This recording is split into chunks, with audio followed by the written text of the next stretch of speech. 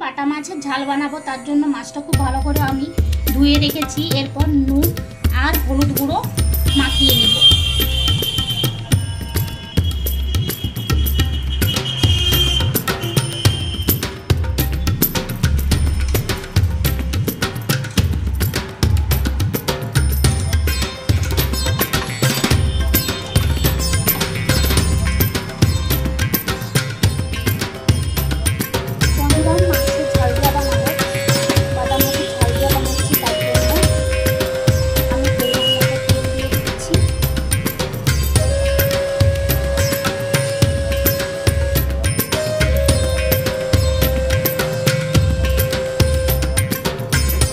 মাছে আগে আমি নুন হলুদ মাখিয়ে নিয়েছি। তেলটা গরম হলে মাছগুলো লাল লাল করে ভেজে নিব।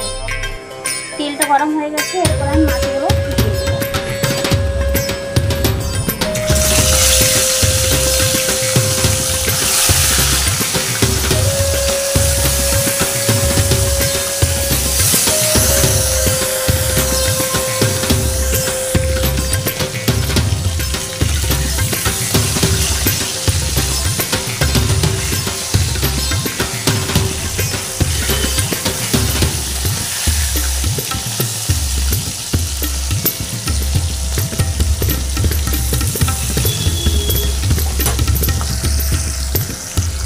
মাছটা ভাজা হোক, তো চলো আমরা মাছের জন্য যে মশলাটা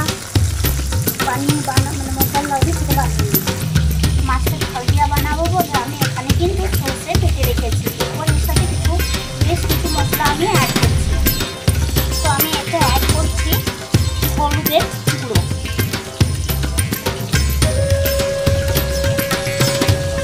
আর ধনের গুঁড়ো 1 চামচ, জিরের গুঁড়ো 1 চামচ, আর 1/2 চামচের মতো লঙ্কার গুঁড়ো। এরপর আমি পেস্টটা খুব সুন্দর করে এটা একসাথে বানিয়ে নেব।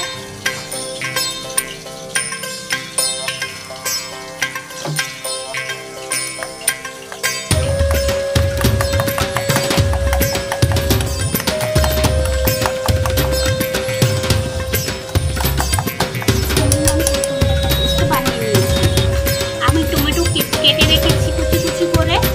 এখানে পেঁয়াজ কুচি কুচি করা আছে। এখানে 3টে কাঁচা লঙ্কা আর 2টো তেজপাতা রেডি করা আছে। মাছটা কিন্তু লাল লাল হয়ে ভাজা হয়ে গেছে। এরপর আমি এটা তুলে নেব।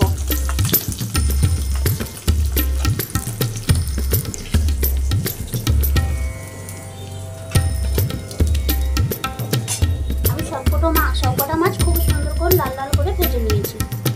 তেলটা গরম হয়ে গেছে, আমি কিন্তু 5 ফোড়ন দিয়ে দিলাম, 2টো তেজপাতা আর কুচি করে রাখা পেঁয়াজগুলো। এরপর এটা খুব সুন্দর লাল লাল করে কিন্তু আমি পেঁয়াজগুলো ভেজে নেব। তারপর এক এক করে মশলাগুলো অ্যাড করব। পেঁয়াজটা লাল লাল হয়ে ভাজা হয়ে গেছে। এরপর টমেটো কুচিগুলো ওর সাথে দিয়ে দিচ্ছি, আর 2টো কাঁচা লঙ্কা।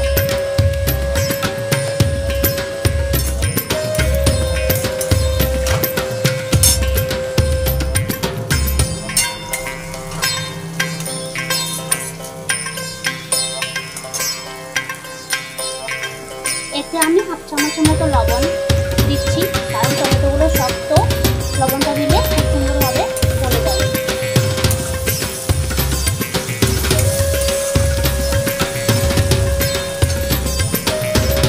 আমার মোটামুটি এটা হয়ে গেছে। এরপর মশলা বাটার জন্য যে মশলাটা করে রেখেছিলাম সেটা দিয়ে আমি বেশ কিছুক্ষণ ধরে নাড়াচাড়া করে মশলাটা কষিয়ে নেব।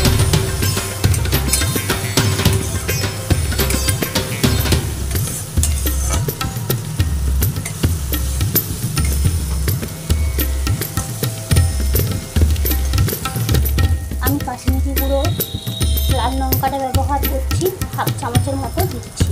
তোমরা চাইলে দিতেও পারো বা নাও পারো।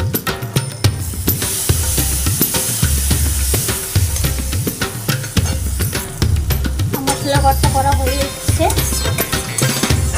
কম কম জল খায় কিন্তু মশলা ভর্তা করতে হবে। বন্ধুরা, মশলাটা কিন্তু আমার কষানো খুব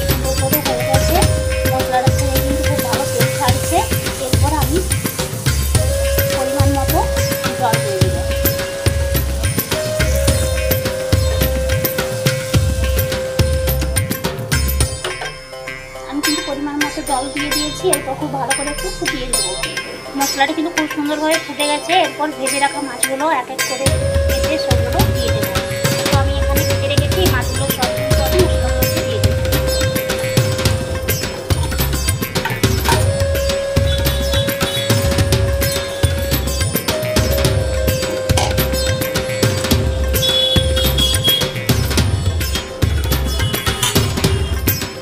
মাছের লবণটা একটু কম হয়েছিল, সেই জন্য আরেকটু দিয়ে দিলাম।